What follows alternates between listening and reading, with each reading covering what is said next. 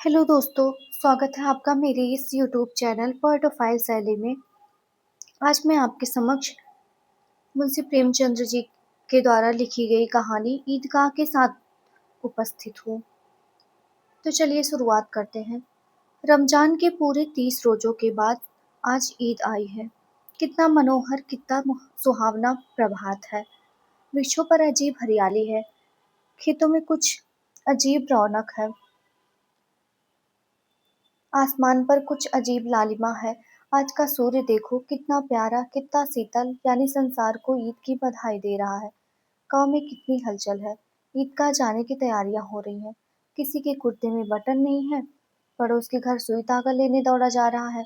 किसी के जूते कड़े हो गए हैं, उसमें तेल डालने के लिए तेली के घर पर भागा जाता है। जल्दी जल्दी बैलों को सानी पानी दे दे। ईदगाह से लौटते लौटते दोपहर हो जाएगी। 3 कोस का पैदल रास्ता, फिर सैकड़ों आदमियों से मिलना भेजना। दोपहर के पहले लौटना असंभव है। लड़के सबसे ज्यादा प्रसन्न है। किसी ने एक रोजा रखा है, वह भी दोपहर तक, किसी ने वह भी नहीं। लेकिन ईदगाह जाने की खुशी उनके हिस्से की चीज है। रोजे बड़े बूढ़ों के लिए होंगे, इनके लिए तो ईद है। रोज ईद का नाम रटते थे, आज वह आ गई। अब जल्दी पड़ी है कि लोग ईदगाह क्यों नहीं चलते। इन्हें गृहस्थी की चिंताओं से क्या प्रयोजन। सेवइयों के लिए दूध और शक्कर घर में है या नहीं, इनकी बला से तो ये सेवइयां खाएंगे। वह क्या जाने कि अब्बाजान क्यों बदहवा चौधरी कायम अली के घर दौड़े जा रहे हैं। उन्हें क्या खबर कि चौधरी आज आंखें बदल ले तो यह सारी ईद मुहर्रम हो जाए। उनकी अपनी जेबों में तो कुबेर का धन भरा हुआ है। बार बार जेब से पैसा खजाना निकाल कर गिनते हैं और खुश होकर फिर रख लेते हैं। महमूद गिनता है, 1 2 10 12, और मोहसिन के पास अब 2 3 8 9 15 पैसे हैं। इन्हीं अनगिनती पैसों में अनगिनत चीजें लाएंगे, खिलौने, मिठाइयाँ, बिगुल, गेंद और जाने क्या क्या। और सबसे ज्यादा प्रसन्न है हामिद। वह 4 5 साल का गरीब सूरत दुबला पतला लड़का, जिसका बाप गत वर्ष हैजे की भेंट हो गया और माँ ना जाने क्यों पीली होती होती एक दिन मर गई। किसी को ना पता चला क्या बीमारी है। कहती तो कौन सुनने वाला था। दिल पर जो कुछ बीतती थी वह दिल में ही सहती थी, और जब ना सहा गया तो संसार से विदा हो गई। अब हामिद अपनी बूढ़ी दादी अमीना की गोद में सोता है और उतना ही प्रसन्न है। उसके अब्बाजान रुपए कमाने गए हैं, बहुत सी थैलियां लेकर आएंगे। अम्मी जान अल्लाह मियाँ के घर उसके लिए बड़ी बड़ी चीजें लाने गई हैं, इसलिए हामिद प्रसन्न है। आशा तो बड़ी चीज है, और फिर बच्चों की आशा, उनकी कल्पना तो राई का पर्वत बना लेती है। हामिद के पाँव में जूते नहीं हैं, सिर पर एक पुरानी धुरानी टोपी है जिनका गोटा काला पड़ गया है, फिर भी वह प्रसन्न है। जब उसके अब्बाजान थैलियां और अम्मी जान नियामतें लेकर आएंगी तो वह दिल के अरमान निकाल लेगा। तब देखेगा महमूद, मोहसिन, नूरे और सम्मी कहाँ से उतने पैसे निकालेंगे। अभागिन अमीना अपनी कोठरी में बैठी रो रही है। आज ईद का दिन, उसके घर में दाना नहीं। आज आ भी होता तो क्या इसी तरह ईद आती और चली जाती। इस अंधकार और निराशा में डूबी जा रही है। किसने बुलाया था इस निगोरी ईद को। इस घर में उसका काम नहीं, लेकिन हामिद, उसे किसी के मरने जीने से क्या मतलब। उसके अंदर प्रकाश है, बाहर बास आशा। विपत्ति अपना सारा दल बदल लेकर आए, हामिद की आनंद भरी चितवन उसका विध्वंस कर देगी। हामिद भीतर जाकर दादी से कहता है, तुम डरना नहीं अम्मा, मैं सबसे पहले आऊंगा, बिल्कुल ना डरना। अमीना का दिल कचोट रहा है। गांव के बच्चे अपने अपने बाप के साथ जा रहे हैं। हामिद का बाप अमीना के सिवा और कौन है। उसे कैसे अकेला में ले जाने दे। उस भीड़ भाड़ में बच्चा कहीं खो जाए तो क्या हो। नहीं, अमीना उसे यूं ना जाने देंगी। नन्ही सी जान, 3 कोस चलेगा कैसे। पैर में छाले पड़ जाएंगे, जूते भी तो नहीं हैं। वह थोड़ी थोड़ी दूर पर उसे गोद में ले लेंगी, लेकिन यहाँ सेवइयां कौन पकाएगा। पैसे होते तो लौटते लौटते सब सामग्री जमा करके झटपट बना लेती। यहाँ तो घंटों चीजों जमा करते रख जाएंगे। मांगे ही का तो भरोसा ठहरा। उस दिन फहीमन के कपड़े सिले थे, 8 आने पैसे मिले थे। उस अठन्नी को ईमान की तरह बचाती चली आती है इसी ईद के लिए। लेकिन कल क्लावन सिर पर सवार हो गई तो क्या करती। हामिद के लिए कुछ नहीं है, तो 2 पैसे का दूध तो चाहिए ही। अब तो कुल 2 पैसे बचे हैं। 3 पैसे हामिद की जेब में, 5 अमीना के बटुए में। यही तो बिसात है। और ईद का त्योहार, अल्लाह ही बेड़ा पार लगाए। धोबन और नाइन और मेहतरानी की और चुड़ियारी सभी तो आएंगे। सभी को सेवइयां चाहिए। और थोड़ा किसी को आंखों नहीं लगता। किस किस से मुंह चुराएंगे। और क्यों मुंह चुराएं। साल भर का त्योहार है। जिंदगी खैरियत से रहे। उनकी तकदीर भी तो उसी के साथ है। बच्चों को खुदा सलामत रखे, दिन भी कट जाएंगे। गांव से मेला चला। और बच्चों के साथ हामिद भी जा रहा था। कभी सबके सब दौड़कर आगे निकल जाते, फिर किसी पेड़ के नीचे खड़े होकर साथ वालों का इंतजार करते। यह लोग इतना धीरे धीरे क्यों चल रहे हैं। हामिद के पैरों में तो जैसे पड़ लग गए हैं। वह कभी थक सकता है। शहर का दामन आ गया। सड़क के दोनों ओर अमीरों के बगीचे हैं। पक्की चारदीवारी बनी हुई है। पेड़ों में आम और लीचियां लगी हुई हैं। कभी कभी कोई लड़का कंकड़ी उठाकर आम पर निशान लगा देता है। माली अंदर से गाली देता हुआ निकलता है। लड़के वहां से एक फरलांग पर है। खूब हंस रहे हैं। माली को कैसा उल्लू बनाया है। बड़ी बड़ी इमारतें आने लगी। यह अदालत है, यह कॉलेज है, यह क्लब घर है। इतने बड़े कॉलेज में कितने लड़के पढ़ते होंगे। सब लड़के नहीं हैं जी, बड़े बड़े आदमी हैं। सच। उनकी बड़ी बड़ी मूछें हैं। इतने बड़े हो गए, अभी तक पढ़ने जाते हैं। ना जाने कब तक पढ़ेंगे और क्या करेंगे इतना पढ़कर। हामिद के मदरसे में 2-3 बड़े बड़े लड़के हैं, बिल्कुल 3 कौड़े के। रोज मार खाते हैं, काम से जी चुराने वाले। इस जगह भी उसी तरह के लोग होंगे और क्या। क्लब घर में जादू होता है। सुना है यहाँ मुर्दों की खोपड़ियाँ दौड़ती हैं। और बड़े बड़े तमाशे होते हैं। पर किसी को अंदर नहीं जाने देते। और वहाँ शाम को साहब लोग खेलते हैं। बड़े बड़े आदमी खेलते हैं। मुछो दाढ़ी वाले और मेमे भी खेलती हैं। सच। हमारी अम्मा को वह दे दो। क्या नाम है, बैट, तो उसे पकड़ ही ना सके, घुमाते ही लुढ़क जाए। महमूद ने कहा, हमारी अम्मी जान का तो हाथ कांपने लगे। अल्लाह कसम। मोहसिन बोला, चलो मानो आटा पीस डालती हैं, जरा सा बैट पकड़ लेंगी तो हाथ कांपने लगेंगे। सैकड़ों घड़े पानी रोज निकालती हैं। 5 घड़े तो मेरी भैंस पी जाती है। किसी मेम को एक घड़ा पानी भरना पड़े तो आंखों तले अंधेरा आ जाए। महमूद, लेकिन दौड़ती तो नहीं, उछल कूद तो नहीं सकती। मोहसिन, हाँ उछल कूद तो नहीं सकती, लेकिन उस दिन मेरी गाय खुल गई थी और चौधरी के खेत में जा पड़ी थी। अम्मा इतना तेज दौड़ी कि मैं उन्हें ना पा सका। सच। आगे चला। हलवाइयों की दुकानें शुरू हुई। आज खूब सजी हुई थी। इतनी मिठाइयाँ कौन खाता है। देखो ना, एक एक दुकान पर मनो होंगी। सुना है रात को जिन्नात आकर खरीद ले जाते हैं। अब्बा कहते थे कि आधी रात को एक आदमी हर दुकान पर जाता है और जितना माल बचा होता है वह तुलवा लेता है। और सचमुच के रुपए देता है, बिल्कुल ऐसे ही रुपए। हामिद को यकीन न आया। ऐसे रुपए जिन्नात को कहाँ से मिल जाएंगे। मोहसिन ने कहा, जिन्नात को रुपए की क्या कमी, जिस खजाने में चाहे चले जाएं। लोहे के दरवाजे तक उन्हें नहीं रोक सकते। जनाब, आप है किस फेर में। हीरे जवाहरात तक उनके पास रहते हैं। जिससे खुश हो जाए उसे टोकरों जवाहरात दे देते हैं। अभी यहीं बैठे हैं, 5 मिनट में कलकत्ता पहुंच जाए। हामिद ने फिर पूछा, जिन्नात बहुत बड़े बड़े होते हैं। मोहसिन, एक एक आसमान के बराबर होता है जी।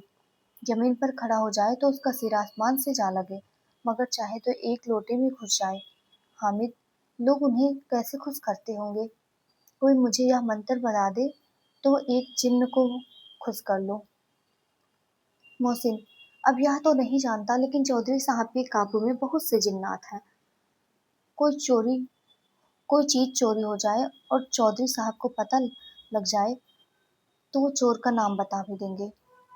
जुमेराती का बछवा उस दिन खो गया था। 3 दिन हैरान हुए, कहीं ना मिला। तब झक मारकर चौधरी के पास गए। चौधरी ने तुरंत बता दिया, मवेशी खाने में है और वहीं मिला। जिन्नात आकर उन्हें सारी जहान की खबर दे जाते हैं। अब उसकी समझ में आ गया कि चौधरी के पास इतना धन क्यों है और क्यों उनका इतना सम्मान है। आगे चले। यह पुलिस लाइन है, यही सब कांस्टेबल कवायद करते हैं। रैटन 5 4 रात को बेचारे घूम घूम कर पहरा देते हैं। नहीं चोरियां हो जाए। मोहसिन ने प्रतिवाद किया। क्या कांस्टेबल पहरा देते हैं? तभी तुम बहुत जानते हो। अजी हजरत यह चोरी कराते हैं। शहर के जितने चोर डाकू हैं सब इनसे मिले रहते हैं। रात को ये लोग चोरों से तो कहते हैं चोरी करो, और आप दूसरे मोहल्ले में जाकर जागते रहो पुकारते हैं। जब भी इन लोगों के पास इतने रुपए आते हैं। मेरे मामू एक थाने में कांस्टेबल है। 20 रुपए महीना पाते हैं, लेकिन 50 रुपए घर भेजते हैं। अल्लाह कसम, मैंने एक बार पूछा था कि मामू आप इतने रुपए कहाँ से पाते हैं? हंसकर कहने लगे, बेटा अल्लाह देता है। फिर आप भी बोले, हम लोग चाहे तो एक दिन में लाखों मार लाएं। हम तो इतना ही लेते हैं जिसमें अपनी बदनामी ना हो और नौकरी ना चली जाए। हामिद ने पूछा, क्या लोग चोरी करवाते हैं तो कोई इन्हें पकड़ता क्यों नहीं?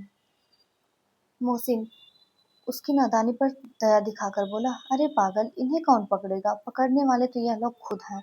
लेकिन अल्लाह इन्हें सजा भी खूब देता है। हराम का माल हराम में जाता है। थोड़े ही दिन हुए मामू के घर में आग लग गई। सारी लेई पूंजी जल गई। एक बर्तन तक ना बचा। कई दिन पेड़ के नीचे सोए। अल्लाह कसम, पेड़ के नीचे। फिर ना जाने कहाँ से 100 कर्ज लाए तो बर्तन भाड़े आए। हामिद, 100 तो 50 से ज्यादा होते हैं। कहाँ 50, कहाँ 100। 50 एक थैली भर होता है। 100 तो 2 थैलियों में भी ना आए। अब बस्ती घनी होने लगी। ईदगाह जाने वाले की टोलियां नजर आने लगी। एक से एक भड़कीले वस्त्र पहने हुए, कोई ईख के तागे पर सवार, कोई मोटर पर, सभी इत्र में बसे। सभी के दिलों में उमंग। ग्रामीणों का यह छोटा सा दल अपनी विपन्नता से बेखबर संतोष और धैर्य में मगन चला जा रहा था। बच्चों के लिए नगर की सभी चीजें अनोखी थी। जिस चीज की ओर ताकते ताकते ही रह जाते, और पीछे से बराबर हॉर्न की आवाज होने पर भी ना चीखते। हामिद तो मोटर के नीचे जाते जाते बचा। सहसा ईदगाह नजर आया। ऊपर इमली के घने वृक्षों की छाया है, नीचे पक्का फर्श है जिस पर जाजिम बिछा हुआ है, और रोजेदारों की पक्तियां एक के पीछे ना जाने कहाँ तक चली गई हैं। पक्के जगत के नीचे तक, जहाँ जाजिम भी नहीं है। नए आने वाले आकर आकर पीछे की कतार में खड़े हो जाते हैं। आगे नहीं जगह है। यहाँ कोई धन और पद नहीं देखता। इस्लाम की निगाह में सब बराबर है। इन ग्रामीणों ने भी वजू किया और पिछली पंक्ति में खड़े हो गए। कितना सुंदर संचालन है, कितनी सुंदर व्यवस्था। लाखों सिर एक साथ सीधे में झुक जाते हैं, फिर सबके सब एक साथ खड़े हो जाते हैं। एक साथ झुकते हैं और एक साथ घुटनों के बल बैठ जाते हैं। कई बार यही प्रक्रिया होती है, जैसे बिजली की लाखों बत्तियां एक साथ प्रदीप्त हों और एक साथ बुझ जाए, और यही क्रम चलता रहे। कितना अपूर्व दृश्य था, जिसकी सामूहिक क्रियाएं, विस्तार और अनंतता हृदय को श्रद्धा, गर्व और आत्मानंद से भर देती थी। मानो भ्रातृत्व का एक सूत्र इन समस्त आत्माओं को एक लड़ी में पिरोए हुए है। नमाज खत्म हो गई है। लोग आपस में गले मिल रहे हैं। मिठाई और खिलौनों की दुकान पर धावा होता है। ग्रामीणों का यह दल इस विषय में बालकों से कम उत्साही नहीं है। यह देखो हिंडोला है, एक पैसा देकर चढ़ जाओ। कभी आसमान पर जाते हुए मालूम होंगे, कभी जमीन पर गिरते हुए। यह चरखी है, लकड़ी के हाथी घोड़े ऊंट छड़ों में लटके हुए हैं। एक पैसा देकर बैठ जाओ और 25 चक्करों का मजा लो। महमूद और मोहसिन और नूरे और सम्मी इन घोड़ों और ऊँटों पर बैठते हैं। हामिद दूर खड़ा है। 3 ही पैसे तो उसके पास है। अपने कोष का 1/3 जरा सा चक्कर खाने के लिए नहीं दे सकता। सब चरखियों से उतरते हैं। अब खिलौने लेंगे। इधर दुकानों की कतार लगी हुई है। तरह तरह के खिलौने लगे हैं। सिपाही और गुजरिया, राजा और वकील, भिस्ती और धोबन और साधु। वाह कितने सुंदर खिलौने हैं। अब बोला ही चाहते हैं। महमूद सिपाही लेता है, खाकी वर्दी और लाल पगड़ी वाला, कंधे पर बंदूक रखे हुए। मालूम होता है अभी कवायद किए चला आ रहा है। मोहसिन को भिस्ती पसंद आया। कमर झुकी हुई है, ऊपर मशक रखे हुए है। मशक का मुंह एक हाथ से पकड़े हुए है। कितना प्रसन्न है, शायद कोई गीत गा रहा है। बस मशक से पानी उलेड़ना ही चाहता है। नूरी को वकील से प्रेम है। कैसी विद्वता है उसके मुंह पर। काला चोगा, नीचे सफेद अचकन, अचकन के सामने की जेब में घड़ी, सुनहरी जंजीर, एक हाथ में कानून का पोथा लिए हुए। मालूम होता है अभी किसी अदालत से जिरह या बहस कर ये चला आ रहा है। यह सब 2-2 पैसे के खिलौने हैं। हामिद के पास कुल 3 पैसे हैं, इतने महंगे खिलौने वह कैसे ले? खिलौना कहीं हाथ से टूट पड़े तो चूर चूर हो जाए, जरा पानी पड़े तो सारा रंग धुल जाए। ऐसे खिलौने लेकर वह क्या करेगा, किस काम के? मोहसिन कहता है, मेरा भिश्ती रोज पानी दे जाएगा सात सवेरे। महमूद, और मेरा सिपाही घर का पहरा देगा, कोई चोर आएगा तो उसे फौरन बंदूक से फायर कर देगा। नूरे, और मेरा वकील खूब मुकदमा लड़ेगा। सम्मी, और मेरी धोबन रोज कपड़े धोएगी। हामिद खिलौने की निंदा करता है, मिट्टी के ही तो हैं, गिरे तो चकनाचूर हो जाए। लेकिन ललचाई हुई आंखों से खिलौने को देख रहा है और चाहता है कि जरा देर के लिए उन्हें हाथ में ले सकता। उसके हाथ अनायास ही लपकते हैं, लेकिन लड़के इतने त्यागी नहीं होते हैं, विशेषकर जब अभी नया शौक है। हामिद ललचाता रह जाता है। खिलौने के बाद मिठाइयाँ आती हैं। किसी ने रेवड़ियाँ ली हैं, किसी ने गुलाब जामुन, किसी ने सोहन हलवा। मजे से खा रहे हैं। हामिद उनकी बिरादरी से पृथक है। अभागे के पास 3 पैसे हैं, क्यों नहीं कुछ लेकर खाता? ललचाई आंखों से सबकी ओर देखता है। मोहसिन कहता है, हामिद रेवड़ी ले जा, कितनी खुशबूदार है। हामिद को संदेह हुआ, ये केवल क्रूर विनोद है। मोहसिन इतना उदार नहीं है, लेकिन यह जानकर भी वह उसके पास जाता है। मोहसिन दोने से एक रेवड़ी निकालकर हामिद की ओर बढ़ाता है। हामिद हाथ फैलाता है, मोहसिन रेवड़ी अपने मुंह में रख लेता है। महमूद, नूरे और सम्मी खूब तालियां बजा बजा कर हंसते हैं। हामिद खिसिया जाता है। मोहसिन, अच्छा अब की जरूर देंगे हामिद, अल्लाह कसम ले जा। हामिद, रखे रहो, क्या मेरे पास पैसे नहीं है? सम्मी, 3 ही पैसे तो हैं, 3 पैसे में क्या क्या लोगे? महमूद, हमसे गुलाब जामुन ले जाओ हामिद। मोहसिन बदमाश है। हामिद, मिठाई कौन बड़ी नेमत है, किताब में इसकी कितनी बुराइयां लिखी हैं। मोहसिन, लेकिन दिल में कह रहे होंगे कि मिल जाए तो खा ले, अपने पैसे क्यों नहीं निकालते? महमूद, हम समझते हैं इसकी चालाकी, जब हमारे सारे पैसे खर्च हो जाएंगे तो हमें ललचा ललचा कर खाएगा। मिठाइयों के बाद कुछ दुकानें लोहे की चीजों की, कुछ गिलट और कुछ नकली गहनों की। लड़कों के लिए यहाँ कोई आकर्षण ना था, वे सब आगे बढ़ जाते हैं। हामिद लोहे की दुकान पर रुक जाता है। कई चिमटे रखे थे, उसे ख्याल आया दादी के पास चिमटा नहीं है।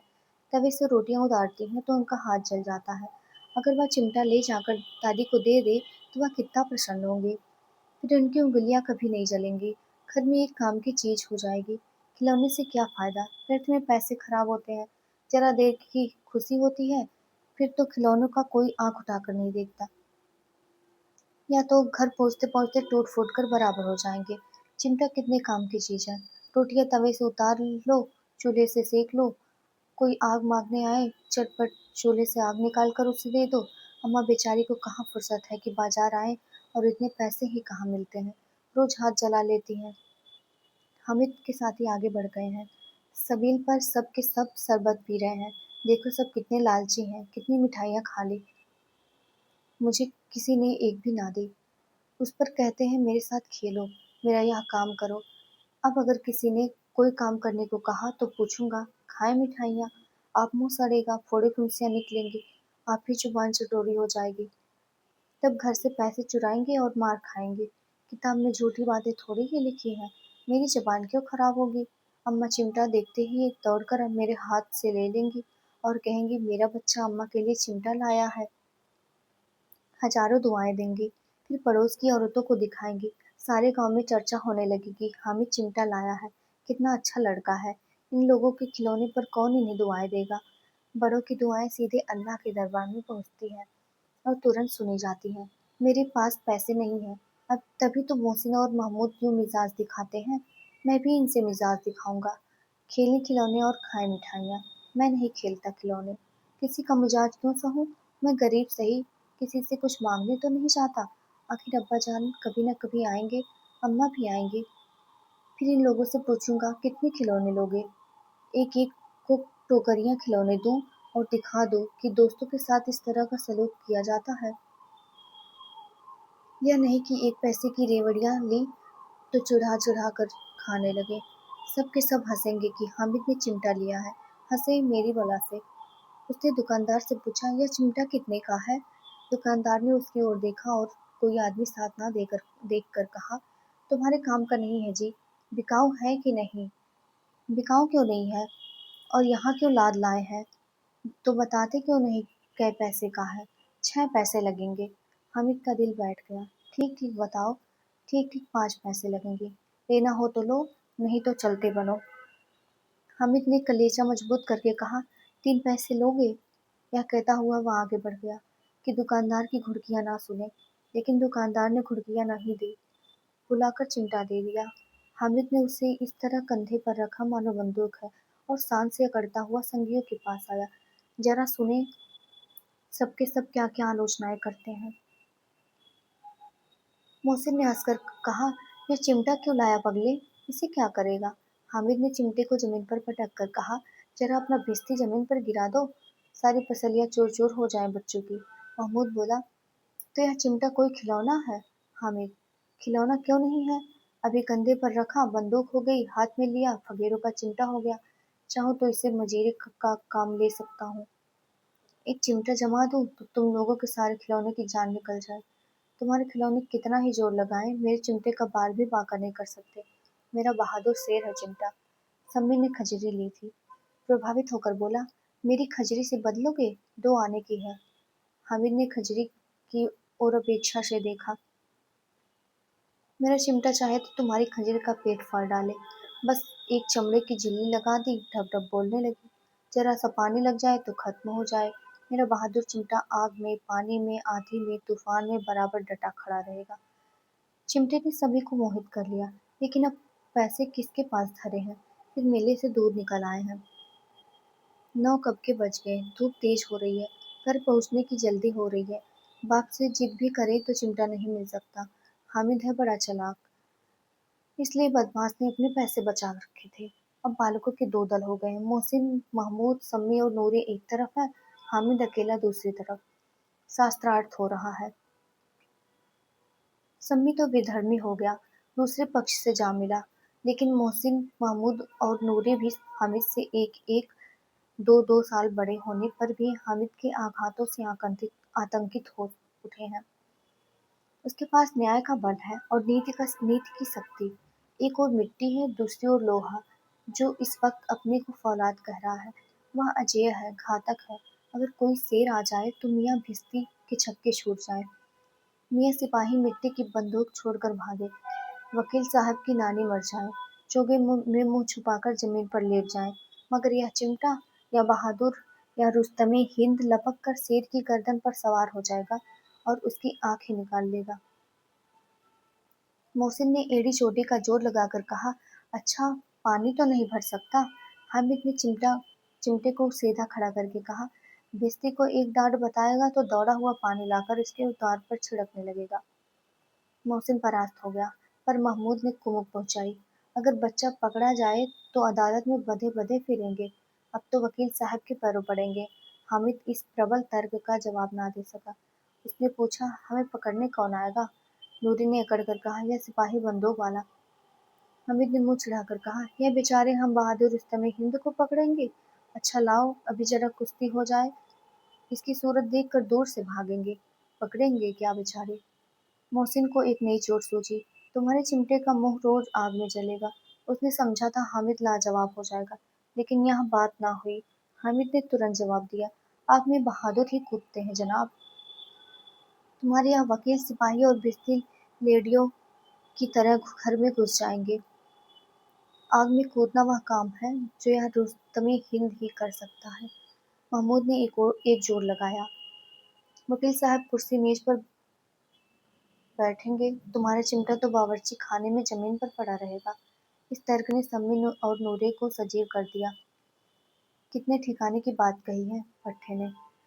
चिमटा बावर्ची खाने में पड़ा रहने के सिवा और क्या कर सकता है? हामिद को कोई फड़कता हुआ जवाब ना सूझा, तो उसने धांधली शुरू की, मेरा चिमटा बावर्ची खाने में नहीं रहेगा। वकील साहब कुर्सी पर बैठेंगे तो जाकर उन्हें जमीन पर पटक देगा और उनका कानून उनके पेट में डाल देगा। बात कुछ बनी नहीं, खासी गाल गलौज थी, लेकिन कानून को पेट में डालने वाली बात छा गई। ऐसी छा गई कि तीनों सुरमा मुंह ताकते रह गए, मानो कोई ढेलचा कनकौवा किसी गंडे वाले कनकौवे को काट गया हो। कानून मुंह से बाहर निकलने वाली चीज है, उसको पेट के अंदर डाल दिया जाना बेतुकी सी बात होने पर भी कुछ नयापन रखती है। हामिद ने मैदान मार लिया। उसका चिमटा रुस्तमे हिंद है। अब इसमें मोहसिन, महमूद, नूरे, सिमी किसी को भी आपत्ति नहीं हो सकती। विजेता को हारने वालों से जो सत्कार मिलना स्वाभाविक है, वह हामिद को भी मिला। औरों ने तीन तीन चार चार आने पैसे खर्चे किए, पर कोई काम की चीज ना ले सके। हामिद ने 3 पैसे में रंग जमा लिया। सच ही तो है, खिलौनों का क्या भरोसा, टूट फूट जाएंगे। हामिद का चिमटा तो बना रहेगा बरसों। संधि की शर्तें तय होने लगी। मोहसिन ने कहा, जरा अपना चिमटा दो, हम भी देखें। तो हमारा भिस्ती लेकर देखो। महमूद और नूरे ने भी अपने अपने खिलौने पेश किए। हामिद को इन शर्तों को मानने में कोई आपत्ति ना थी। चिमटा बारी बारी सबके हाथ में गया और उनके खिलौने बारी बारी से हामिद के हाथ में आए। कितनी खूबसूरत खिलौने हैं। हामिद ने हारने वालों के आंसू पूछे। मैं तुम्हें चिढ़ा रहा था सच। मैं चिमटा भला इन खिलौनों की क्या बराबरी करेगा। मालूम होता है। अब बोले। लेकिन मोहसिन की पार्टी को इस दिलासे से संतोष नहीं होता। चिमटे का सिक्का खूब बैठ गया है। चिपका हुआ टिकट अब पानी से नहीं छूट रहा है। मोहसिन, लेकिन इन खिलौनों के लिए हमें कोई दुआ तो ना देगा। महमूद, दुआ को लिए फिरते हो, उल्टे मार न पड़े। अम्मा जरूर कहेंगी कि मेले में यही मिट्टी के खिलौने मिले। हामिद को स्वीकार करना पड़ा कि खिलौनों को देखकर किसी की माँ इतनी खुश ना होगी जितनी दादी चिमटे को देखकर होंगी। 3 पैसे ही में तो उसे सब कुछ करना था, और उन पैसों के इस उपयोग का पछतावा की बिल्कुल जरूरत ना थी। फिर अब तो चिमटा रुस्तमे हिंद है और सभी खिलौनों का बदमाश। रास्ते में महमूद को भूख लगी। उसके बाप ने केले खाने को दिए। महमूद ने केवल हामिद को साझी बनाया। उसके अन्य मित्र मुंह ताकते रह गए। यह उस चिमटे का प्रसाद था। 11 बजे गांव में हलचल मच गई। मेले वाले आ गए। मोहसिन की छोटी बहन ने दौड़कर भिश्ती उसके हाथ से छीन लिया और मारी खुशी की जाऊस ली तो मियाँ भिश्ती नीचे आ रहे और सिर लोग सुधारे। इस पर भाई बहन में मारपीट हुई। दोनों खूब रोए। उनकी अम्मा यह सोच सुनकर बिगड़ी और दोनों को ऊपर से दो दो चांटे और लगाए। मियाँ नूरी के वकील का अंत उनके प्रतिष्ठानुकूल इससे ज्यादा गौरवमय हुआ। वकील जमीन पर लताक पर तो नहीं बैठ सकता। इसकी मर्यादा का विचार तो करना ही होगा। दीवार में खूंटियां गाड़ी गई, उन पर लकड़ी का एक पटरा रखा गया, पटरे पर कागज का कालीन बिछाया गया। वकील साहब राजा भोज की भांति सिंहासन पर विराजे। नूरी ने उन्हें पंखा झलना शुरू किया। अदालतों में खस की टट्टियां और बिजली के पंखे रहते हैं, क्या यहाँ मामूली पंखा भी नहीं हो? कानून की गर्मी दिमाग पर चढ़ जाएगी कि नहीं। पास का पंखा आया और नूरी हवा करने लगी। मालूम नहीं पंखे की हवा से या पंखे की चोट से वकील का स्वर्गलोक से मृत्युलोक में आ रहे और उनका माटी का चोला माटी में मिल गया। फिर बड़े जोर शोर से मातम हुआ और वकील साहब की अस्थिति घूर में डाल दी गई। इब्राहिम महमूद का सिपाही, उसे चटपट गांव का पहरा देने का चार्ज मिल गया। लेकिन पुलिस का सिपाही कोई साधारण व्यक्ति तो नहीं जो अपने पैरों चले। वह पालकी पर चलेगा। एक टोकरी आई, उसमें कुछ लाल रंग के फटे पुराने चीथड़े बिछाए गए जिसमें सिपाही साहब आराम से लेटे। नूरी ने यह टोकरी उठाई और अपने द्वार का चक्कर लगाने लगे। उनके दोनों छोटे भाई सिपाही की तरह से छोने वाले जागते रहो पुकारते चलते हैं, मगर रात तो अंधेरी ही होनी चाहिए। महमूद को ठोकर लग जाती है। टोकरी उसके हाथ से टूटकर गिर पड़ती है और मियाँ सिपाही अपनी बंदूक लिए जमीन पर आ जाते हैं और उनकी एक टांग में विकार आ जाता है। महमूद को आज याद हुआ कि वह अच्छा डॉक्टर है। उसको ऐसा मरहम मिला गया है जिससे वह टूटी टांग को आनन फानन जोड़ सकता है। केवल गूलर का दूध चाहिए। गूलर का दूध आता है, टांग जोड़ दी जाती है, लेकिन सिपाही को ज्यों ही खड़ा किया जाता है, टांग जवाब दे देती है। शल्य क्रिया असफल हुई। तब उसकी दूसरी टांग भी तोड़ दी गई जाती है। अब कम से कम एक जगह आराम से बैठ तो सकता है। एक टांग से तो ना वह चल सकता था ना बैठ सकता था। अब सिपाही सन्यासी हो गया है, अपनी जगह पर बैठा बैठा पहरा देता है। कभी कभी देवता भी बन जाता है। उसके सिर का झालरदार साफा खुरच दिया गया। अब उसका जितना रूपांतर चाहो कर सकते हो। कभी कभी तो उससे बाट का काम भी लिया जाता है। अब मियाँ हामिद का हाल सुनिए। अमीना उसकी आवाज़ सुनते ही दौड़ी और उसे गोद में उठाकर प्यार करने लगी। सहसा उसके हाथ में चिमटा देखकर वह चौंकी। यह चिमटा कहाँ था? मैंने मोल लिया है। कै पैसे में? 3 पैसे में। अमीना ने छाती पीट ली। यह कैसा बेसमझ लड़का है। दोपहर हुआ, कुछ खाया न पिया, लाया क्या चिमटा? सारे मेले में तुझे और कोई चीज ना मिली जो यह लोहे का चिमटा उठा लाया? हामिद ने अपराधी भाव से कहा। तुम्हारी उंगलियां तवे से जल जाती थी, इसलिए मैंने इसे लिया। बुढ़िया का क्रोध तुरंत स्नेह में बदल गया, और स्नेह भी वह नहीं जो प्रगल्भ होता है और अपनी सारी कसक शब्दों में बिखेर देता है।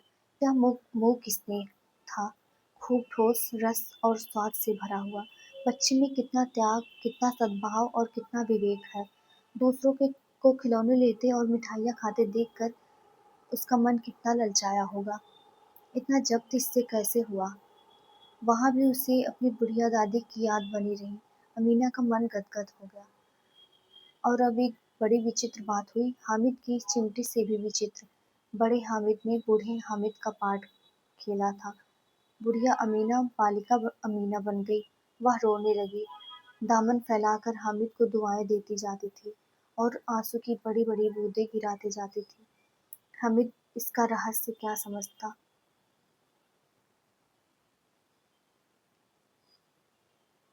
तो यहीं तक थी हमारी कहानी। और अगर आपको ये पसंद आई हो तो लाइक शेयर एंड सब्सक्राइब जरूर करिएगा मेरे चैनल को।